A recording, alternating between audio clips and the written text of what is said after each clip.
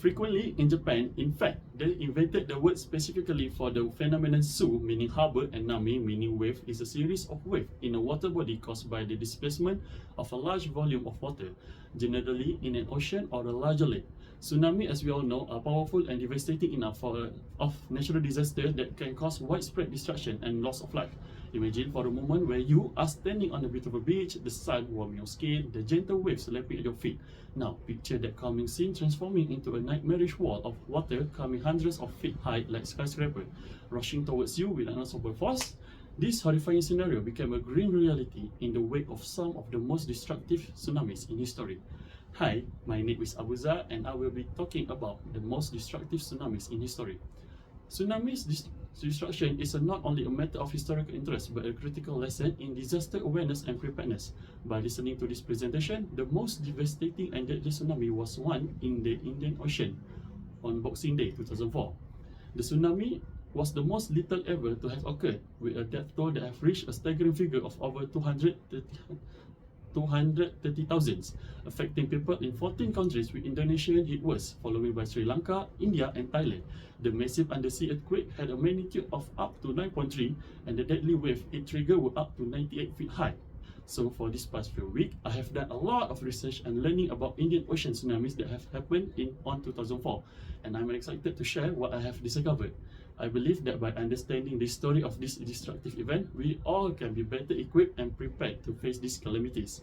Tsunamis have occurred often through history. It can be generated by any significant displacement of water in ocean or lakes, commonly created by the movement of tectonic plates under the ocean floor during an earthquake. But they can also be caused by volcanic eruptions, glacial calving, meteorite impacts or landslide. However, what can be done is an early warning of the population in the affected area as it can reduce casualties. This presentation can be divided into the following subtopic, which is main point 1, how it happened, and main point 2, how impact it brings. Let me start by how it happened. Large undersea earthquake at tectonic plate boundaries typically cause a tsunami. When the ocean floor at the plate boundary rise or fall suddenly, it displaces the water above it and launches the rolling wave that will become a tsunami. Most tsunamis happen within the Pacific Ocean rings of fire, a geologically active area where tectonic shifts make volcanoes and earthquakes common. About 90% of world earthquakes and 80% tsunamis occur along the ring of fire. Other causes of the tsunami includes underwater or volcanic eruptions, landslide, or large meteorites plunging into an ocean. Tsunamis race across the sea at up to 805 kilometers an hour. In general, they can cross the entire expanse of the Pacific Ocean in less than a day. Now, I'd like to talk about the 2004 Boxing Day tsunami, where 9.1 magnitude earthquake of the coast of Sumatra was estimated to occur at the depth of 30 km. The fault zone that caused the tsunami was roughly 1,300 km long, vertically displacing the seafloor by several meters along that length. The ensuing tsunami was as tall as 50 meters. Reaching 5 km inland near Meolabo, Sumatra, this tsunami is also the most widely recorded, with nearly 1,000 combined tide gauge and eyewitness measurements from around the world reporting a rise in wave height, including places in US, UK and Antarctica. An estimated $10 billion of damage is attributed to the disaster, with around 230,000 people reported death. Thus, this caused one of the largest natural disasters in recorded history, killing at least 230,000 people across a dozen countries, with Indonesia, Sri Lanka, India, and Maldives, and Thailand sustaining massive damage. According to Canon 2023, Indonesian officials estimate that the death toll there alone ultimately exceeded 200,000. Particularly in northern Sumatra Aceh province, tens of thousands were reported dead or missing in Sri Lanka and India, many of them from the Indian Andaman and Nicobar Island territory.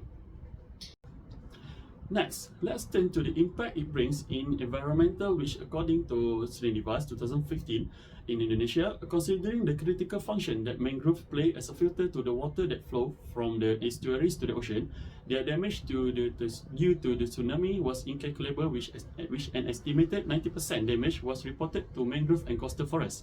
Fragile wetland and estuaries in the affected areas in Indonesia were also affected.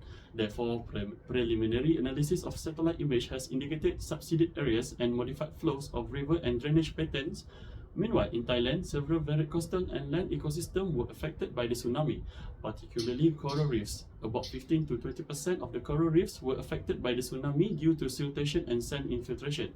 The backwash from the tsunami wave carried debris from inland areas that also damaged the coral reef. It is also impactful to the economy, where the estimated cost of the damage from 2004 tsunami was just under 10 billion according to BBC News, showing us the large economic impact that resulted from the disaster. There was also an economic damage such as destruction of assets worth 5.6 billion and losses due to change in economic flows worth 4.3 billion because of the tsunami across Indonesia, Thailand, India, Sri Lanka and Maldives. According to Panwa and Subir, 2019, a disaster with direct damage at the microeconomic level, such as the loss of life and property, can lead to cumulative damage on the microeconomic level, such as lower economic output and production, which can affect a country's economic growth long term. So, that brings us to the conclusion. To sum up all the things I have said, we have seen the destructive forces of tsunami and their severe impact on entire areas as well as human beings across the years. Despite these tsunami reports, it gives us hope for a future where humanity will be able to rise above the devastation and endure the wave. These strategies will continue to influence how we prepare and respond to disasters, not just in the past. They also serve as a constant reminder of how vulnerable we are to nature's behavior. So it's a wake-up call, a reminder to stay alert and knowledgeable and be ready for any upcoming disasters. I am Abuzar. Thank you for listening. Goodbye.